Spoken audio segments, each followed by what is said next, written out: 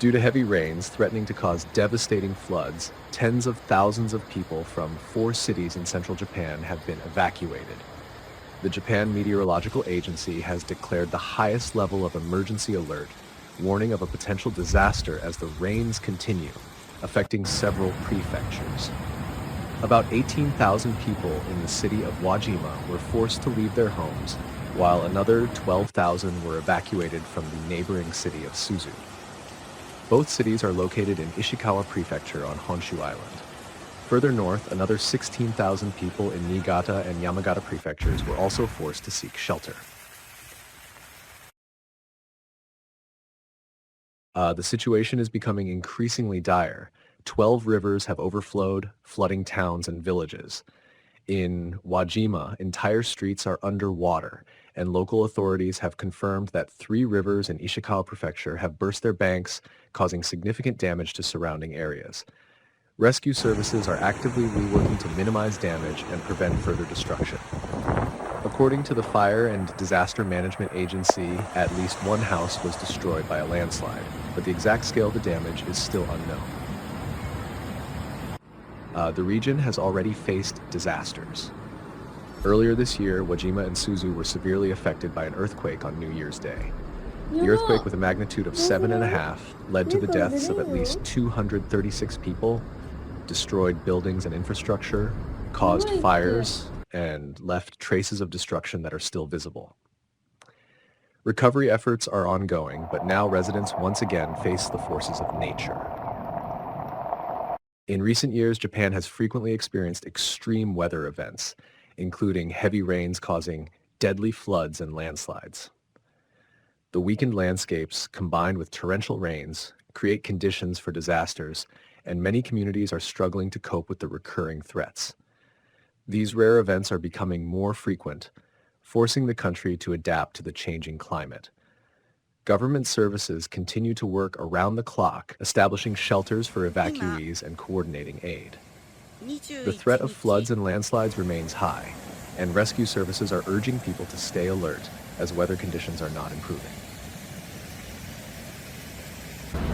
In South Korea, the aftermath of heavy rains that led to widespread flooding is being addressed. The epicenter is Busan, the country's second largest city. In just a few hours, 270 millimeters of precipitation fell, causing streets to become submerged. The roadway was washed away, creating numerous sinkholes up to 10 meters deep, with even trucks falling into them.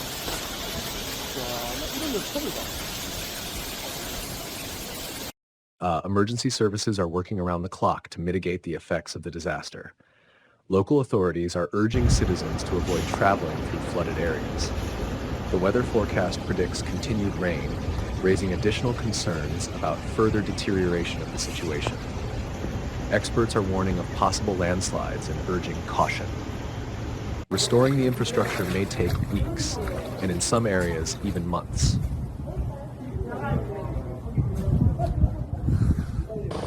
In the northern Italian region of Emilia-Romagna, a population evacuation is underway due to the storm Boris, which has claimed the lives of at least 24 people in Central and Eastern Europe.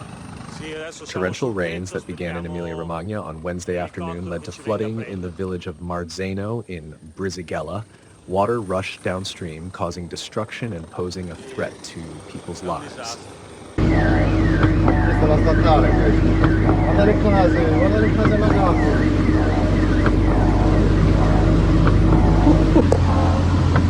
Si è impantanato, capato.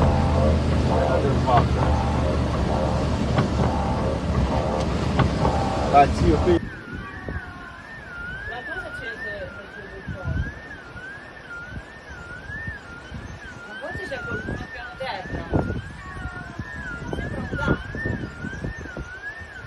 The Brisighella City Hall has urged residents of affected areas to evacuate their homes. The level of the Savona River in Bologna also rose rapidly, necessitating the evacuation of residents from the ground floors and basements of homes in the impacted areas. Some roads were blocked due to landslides. A storm warning has been issued for Emilia-Romagna and neighboring Marche. Schools are closed and people are advised to avoid travel and work from home. Train services have been suspended in several provinces. Approximately 1,000 people have been evacuated due to the flooding, and 2 are considered missing. Sul tetto aspettiamo l'elicottero che ci venga a prendere.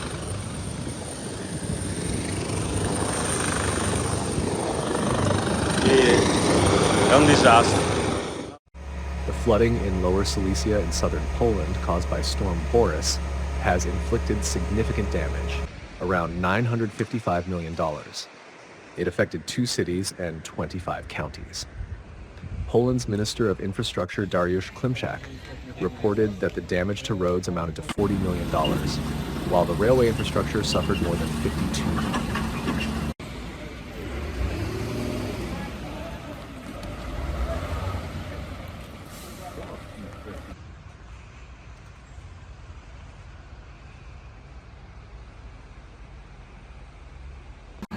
The greatest losses were in water infrastructure. Reservoirs, dams, and other hydraulic structures were damaged. The head of the Prime Minister's office in Poland, Jan Grabiec, noted that 739 settlements were affected, home to more than 2,300,000 people. 57,000 individuals were affected, with over 6,000 evacuated. Preliminary data indicates that the flooding destroyed 11,500 residential buildings. It is worth mentioning that this flooding occurred in mid-September due to abnormally heavy rains and was the worst since 1997. A state of emergency was declared in the country for 30 days. The Danube River has overflowed its banks and flooded the embankments in the center of the Hungarian capital, Budapest. Witnesses captured video from one of the affected areas. The footage shows water flooding the area in front of the Hungarian Parliament building. The Danube's level has visibly risen. Moored ships appear to be level with the embankment railings, and the road along the river has submerged. On Saturday morning around 5 o'clock, the water level in the Danube reached its peak, 830 centimeters. Since then, the water has gradually begun to recede. The overflowing Danube has already flooded the central streets of the city, with water rising to the level of traffic signs and stoplights. Budapest residents have been warned of potential gas and electricity outages. Since September 12th, heavy rains and flooding have affected Romania, Austria, the Czech Republic, Italy, Hungary, and Slovakia. These weather anomalies were caused by Storm Boris.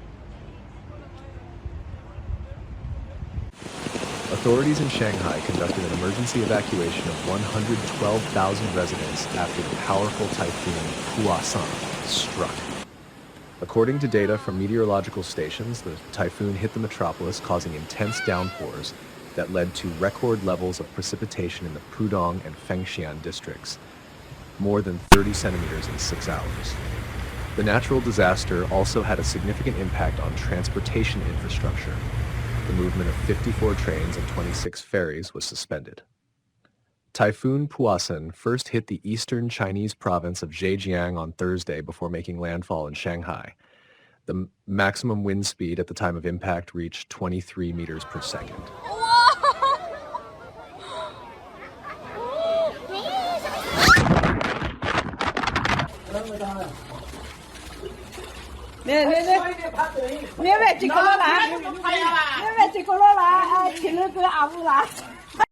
It is worth noting that earlier this week, Shanghai had already suffered from the impact of Typhoon Babinka, which became the strongest in the last 75 years. The main impact was felt in the 30 million strong city of Shanghai. Babinka formed late last week to the east of the southern islands of Japan and moved westward, striking the Chinese city of Shanghai. This was the most powerful typhoon the city had faced in the past 75 years. Wind speeds reached 150 kilometers per hour, equivalent to a Category 1 hurricane on the Saffir-Simpson scale. Typhoons usually make landfall south of the city. Prior to this, Shanghai had faced similar disasters only twice, in 1949 and 2022.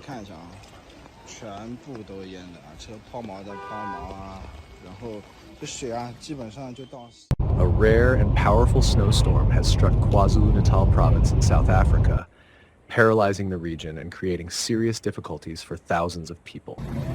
Highway number 3, one of the most important roads in the country, has been completely blocked due to unusually heavy snowfall. This has forced travelers to seek alternative routes, especially between Morningside and Plaza Tugela, where movement has become nearly impossible. Even helicopters could not assist in this situation. Highway number 3 is a key route for South Africa, especially for transporting goods to the port city of Durban. Disruptions in freight transport are expected to have significant economic consequences, as millions of tons of cargo are delayed. The sudden closure of this busy route could lead to long queues, with clearing efforts potentially taking days or even weeks.